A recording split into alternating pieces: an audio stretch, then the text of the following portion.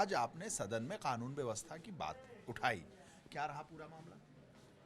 देखिए, कानून व्यवस्था को लेकर के, जिस लॉ एंड ऑर्डर की बात को लेकर के ये सरकार सत्ता में काबिज़ है, उसमें ऑन ग्राउंड ये बुरी तरीके से फेल होती दिखाई दे रही है। और मैंने कस्टोडियल डेथ्स को लेकर के, साथ ही साथ जो फेक एनकाउंटर्स हैं, आज भी मैं जो आपका न्यूज़पेपर की कट थी जिसमें कि हाई कोर्ट ने तलब भी किया है अधिकारियों को और डांट भी, फटकार भी लगाई है।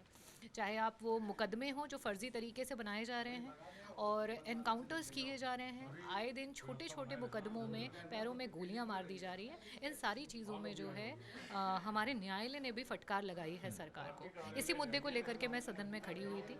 अभी हाल फिलहाल में प्रयागराज में 6 इस तरीके की वारदातें सामने आई हैं। एक तो 4 बच्चों की मौत हो गई जिस पे सरकार जवाब देने से इनकार कर रही है। वो ये बता रही है कि भीषण ठंडी में 19 वर्ष का एक बच्चा, 16 वर्ष का दूसरा बच्चा, 11 वर्ष का एक बच्चा और 9 वर्ष का एक बच्चा भीषण ठंडी में मकर संक्रांति की शाम को एक गंदे से तालाब में नहा रहे थे और इस वजह से उनकी डूब करके मौत हो गई।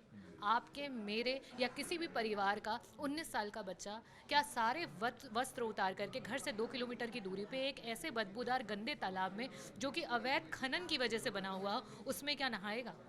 तो सरकार कहीं ना कहीं अपना पलड़ा जो है वो झाड़ना चाह रही है। दूसरा जो मेरा प्रश्न था वो अरविंद सोनकर को लेकर के था।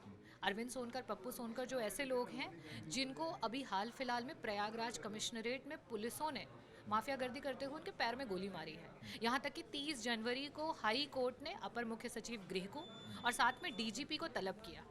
इस मामले को लेकर के हाई कोर्ट बहुत ही नाराज़ है और उन्होंने यहाँ तक ये भी पूछा है कि जिन लोगों को पैर में गोलियां मार रहे हैं, क्या उन्हें मौखिक या लिखित रूप से, क्या सरकार के द्वारा या विभाग के द्वारा क्या कोई जो है डायरेक्टिव्स दिए गए हैं, और इस पे जो है पूरा का पूरा विभाग चुप रहा है। तो मेरी मांग ये थी कि अभी हम अगर थोड़ा सा पढ़ लिख करके चलें तो 2 ऐसे डायरेक्टिव सामने आए हैं। एक आपका जो डायरेक्टिव की मैंने बात करी जिसमें सुप्रीम कोर्ट ने कहा है कि कोई भी सरकार हो और कोई भी संसद हो, वो आपके जो प्रिलिमिनरी ढांचा है संविधान का उसको डिस्टर्ब नहीं कर सकती है। और भारतीय जनता पार्टी की सरकार जो है वो प्रिलिमिनरी ढांचे को डिस्टर्ब कर रही है। दूसरा मेरा ये कहने का उद्देश्य था कि आप आज दलितों के शव पे खड़े होकर के, पिछड़ों के शव पे खड़े होकर के, महिलाओं के शव पे खड़े होकर के मिट्टी में मिलाने की बात करने वाले इन सभी जो हमारे कमज़ोर वर्ग हैं उनके शव पे खड़े होकर के आपके अधिकारी मेडल की अपेक्षा कर रहे हैं, अच्छी पोस्टिंग्स की अपेक्षा कर रहे हैं, कहीं किसी विभाग के अध्यक्ष बनने की अपेक्षा कर रहे हैं और आप उसको सहमति और सहयोग दे रहे हैं। ये बहुत ही गलत है।